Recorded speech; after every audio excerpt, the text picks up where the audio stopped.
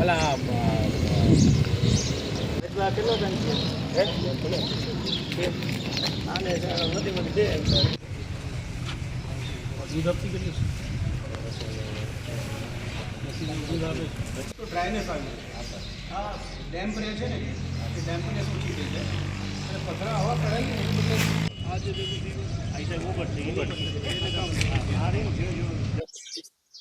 જામનગર શહેરમાં આ હાપા રોડ મુકામે આવેલ ગૌશાળા એટલે કે કેટલ પોન્ડ જે મહાનગરપાલિકા સંચાલિત છે એની આજરોજ સરપ્રાઇઝ વિઝિટ અમે લીધી છે અને અહીં આગળ થતી સફાઈ તેમજ પશુઓની સારવાર દેખરેખ વગેરે તમામ મુદ્દાઓ તપાસ્યા છે અને જ્યાં જરૂર જણાય ત્યાં આગળ જરૂરી સૂચનાઓ અહીંના કેટલ કીપિંગ સ્ટાફને પણ અમે આપેલ છે. અહીંયા આશરે 410 ગાયો છે. અત્યારે અહીંયા ફક્ત ગાયો રાખવામાં આવે છે. જામનગર શહેરમાં આપણે એવી રીતે પોલિસી રાખી છે કે કેટલ્સમાં ગાયોને અલગ રાખીએ છીએ અને બુલ્સ એટલે કે આખલાઓ વગેરેને આપણે અલગ રાખીએ છીએ. આ હાપાની ગૌશાળા મુકામે 410 ગાયો છે. એમાંથી આશરે 80 જેટલી ગાયો દૂધાળી છે અને એમાંથી ઘણા બધા બચ્ચા છે અને જે ગાયો દૂધ આપે છે એનું દૂધ ફક્ત ને ફક્ત એના બચ્ચાઓ માટે રાખવામાં આવે છે. એનું કોઈ કમર્શિયલ પ્રોડક્શન આપણે લેતા નથી અને દરેક ગાયો જે અહીંયા વિયાય છે એ બધાના બચ્ચાઓ સાથે છે તે આપ જોઈ શકો છો. એ ઉપરાંત અહીં મોટા પ્રમાણમાં આપણને એના ગૌમૂત્ર અને છાણમાંથી આવક થાય છે. લગભગ 4 લાખ રૂપિયાની આવક છેલ્લા 5 મહિનામાં આ ગૌશાળાને ફક્ત એના ગોબરમાંથી આપણને થાય છે.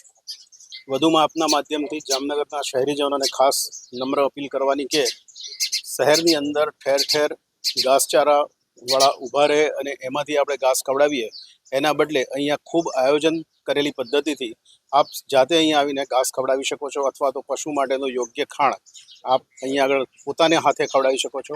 અને જો અહીંયા આગળ આવું આપને દૂર લાગતું હોય તો ઓનલાઈન પણ આના માટેનું ડોનેશન મહાનગરપાલિકા સ્વીકારે છે અને આપનું યોગદાન આપ જેએમસી કનેક્ટ એપ મારફતે પણ ઓનલાઈન મોબાઈલ થકી પણ પેમેન્ટ કરી શકો.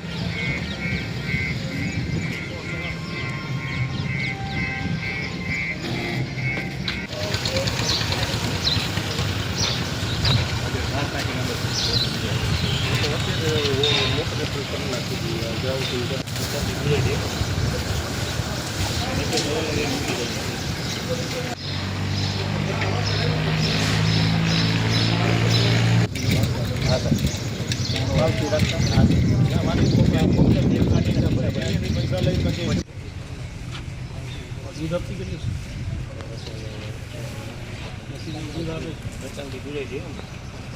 તો ડ્રાયનેસ આવી હા ડેમ્પ રહે છે ને એ ડેમ્પનેસ ઓછી થઈ જાય અને પથરા હવા કરાવી ને એટલે થોડું સારું કે ટોરિસ્ટ પોઈન્ટ જેવું નાખશો તો વધારે